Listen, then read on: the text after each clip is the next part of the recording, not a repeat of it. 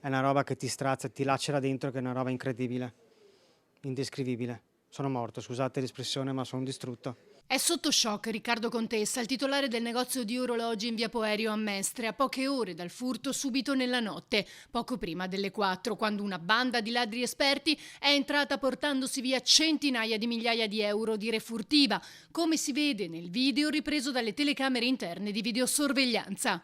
I ladri sono riusciti ad aprire il portoncino utilizzando una sorta di divaricatore. Sono entrati in 5 e in 2 minuti hanno fatto razzia portando via tutto quello che era all'interno del negozio. In 5 hanno fatto forza coi piedi di porco, hanno girato la cassaforte, penso l'abbiano messa su delle rotelle, poi trascinata come se fosse una bozza d'acqua in giro di 20 secondi. Penso che sia una banda che stia facendo lo stesso colpo in più gioielleria in tutta Italia, perché l'Audi che usano è penso una RS3 o RS4 grigia, quindi bella potente, bella capiente, e stanno facendo lo stesso colpo in più gioielleria in tutta Italia. Stessa tecnica, stesso divaricatore, e nel giro di 2-3 minuti ti portano via tutto. Sul posto, poco dopo, sono giunte le pattuglie della polizia con gli specialisti della scientifica che hanno avviato le indagini per risalire i responsabili.